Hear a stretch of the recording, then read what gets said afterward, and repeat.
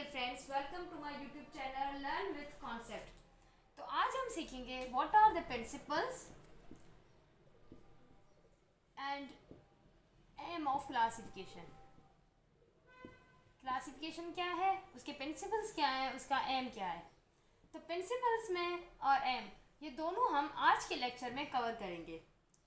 तो साइंटिस्ट का पहला सवाल है कि क्लासिफिकेशन का मतलब क्या है। क्लासिफिकेशन का मतलब है डिफरेंट स्पेशीज को सब ग्रुप्स और ग्रुप्स में डिवाइड करना, सब ग्रुप्स एंड ग्रुप्स में डिवाइड करना on the basis of similarities and dissimilarities. क्योंकि इस डाइवर्स यूनिवर्स में about 1.5 million species 1.5 million species still discover हो गई है।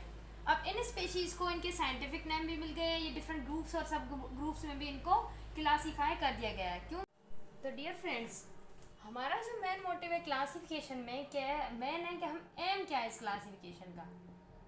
तो अब दूसरा क्या सीखेंगे, what is the aim of classification. Classification का मकसद क्या था जो साइंटिस्ट को नीड पड़ी ऑर्गेनिजम्स को क्लासीफाई करने में। तो मेन जो एम था, एक तो उनका एवोल्यूशनरी रिलेशनशिप देखना कि कहाँ से वो स्पेशी इवॉल्व हुई है, किस ऑर्गेनिज्म में। पहले उनकी जो पायोनियर स्पेशीज थी, पेरेंटल स्पेशीज थी, वो कौन सी थी। पहला उनका एवोल्यूशनरी रिलेशनशिप देखना था। सेकेंडली देखना था कि स्पेशीज के बीच में सिमिलरिटीज, कौन कौन सी चीज़ सिमिलर है, कौन सी स्ट्रक्चर सिमिलर है, सिमिलरिटीज एंड डिससिमिलरिटीज देखनी थी। ये मेन जो मकसद था ना क्लासिफिकेशन का, यही था। एक इवोल्यूशनरी रिलेशनशिप उनका देखना और दूसरा था उनकी सिमिलरिटीज और डिससिमिलरिटीज के बीच में।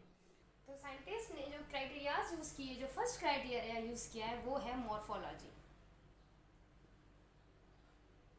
साइंटिस्ट ने ऑर्गेनिजम्स को, स्पीशीज को on the basis of the external features, external structures के बेस पे उनको क्लासीफाई किया है।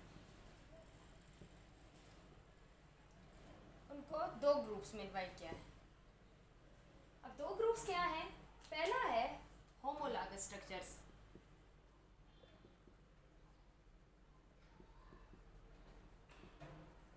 और दूसरा है एनालॉगस स्ट्रक्चर्स।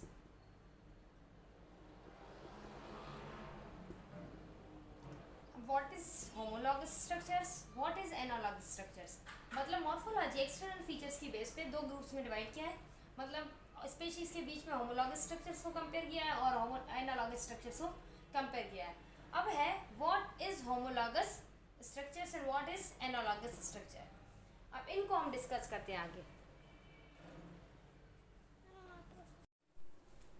तो फ्रेंड्स, अब हम डिस्कस करते हैं मॉर्फोलॉजी के दोनों टाइप्स को। फर्स्ट इज एनालॉगस स्ट्रक्चर्स और दूसरा है होमोलॉगस स्ट्रक्चर्स।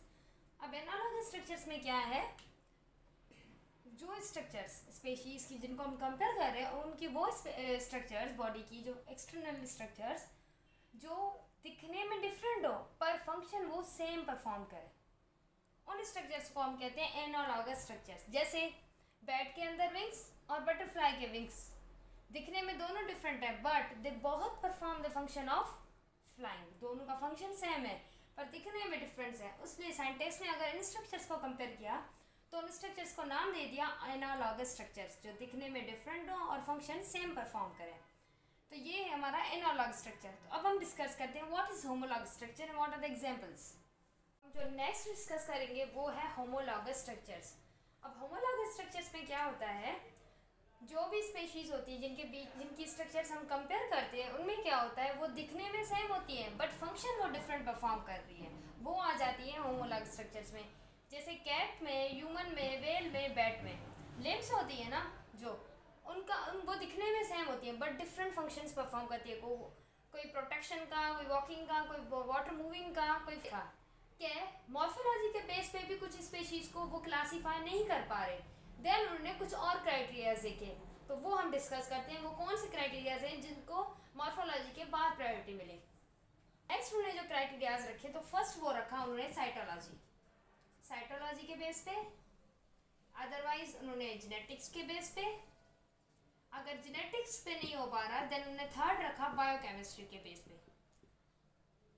मतलब मॉर्फोलॉजी के बाद उन्होंने साइटोलॉजी जेनेटिक्स, बायोकेमिस्ट्री, ये क्राइटेरियाज रखे जिनके बेस पे उन्होंने स्पेशीज को डिफरेंट ग्रुप्स और सब ग्रुप्स में डिवाइड करने का किया।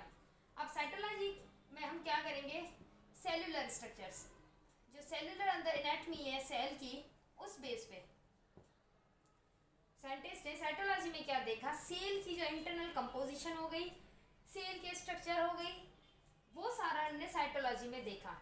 जेनेटिक्स में क्या देखा, जेनेटिक्स में जो मेन चीज़ देखी उन्होंने देखा कि जो स्पेशीज आ रही हैं उनका जो पास्ट में जिनसे वो इवॉल्व हुई है इवोल्यूशनरी में, क्या वो लिंक सेम है या डिफरेंट है। जेनेटिक्स में हमने उसके अलावा देखा जेनेटिक मेकअप, जो न्यूक्लियस के अंदर होता है, डिफरेंट स्पेशीज का जेनेटिक मेकअप देखा, और या फिर उनका इवोल्यूशनरी रिलेशनशिप देखा,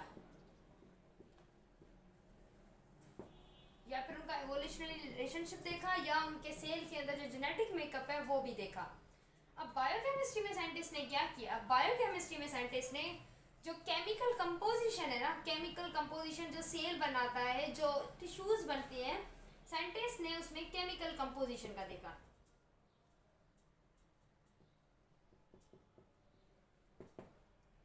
तो अब क्या है, ओवरऑल ये है कि सेल की स्ट्रक्चर, सेल की कंपोजिशन सब देखा है हमने साइटोलॉजी में।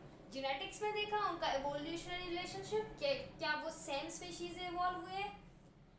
देन हमने बायोकेमिस्ट्री और जेनेटिक्स में और भी एक चीज़ देखी, उन्होंने कहा जेनेटिक मेकअप क्या सेम है उनका, क्योंकि अगर वो इवोल्यूशनरी उनका सेम ही है, इवोल्यूशन में वो ओरिजिन, देन उनका जेनेटिक मेकअप भी ऑब्वियसली सेम होगा। उसके बाद हमने बायोकेमिस्ट्री देखी, बायोकेमिस्ट्री में क्या देखा कि केमिकल कंपोजिशन क्या सेम है।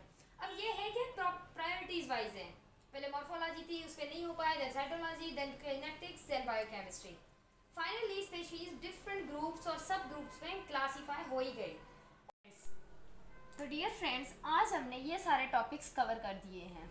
उसमें हमने मॉर्फोलॉजी का देखा, मॉर्फोलॉजी के बेस पे क्लासिफिकेशन, साइटोलॉजी, जेनेटिक्स, बायोकेमिस्ट्री, ये डिफरेंट प्रिंसिपल के बेस पे हमने साइटोलॉजी में साइंटिस्ट क्या देखते हैं, बायोकेमिस्ट्री में, जेनेटिक्स में हमने क्या देखा, मॉर्फोलॉजी में टाइप्स थे होमोलॉगस, एनालॉगस। तो आज ये सारा हमने कॉन्सेप्चुअली चीज़ सीखी है, कोई रट्टा नहीं है, कॉन्सेप्चुअली हर चीज़ हमने अपनी क्लियर की है। तो डियर फ्रेंड्स, आपको अगर ये मेरा समझाना, इस अच्छे तरीके से समझाना पसंद आया हो तो मेरे YouTube चैनल को आप सब्सक्राइब करें, लाइक करें, शेयर करें।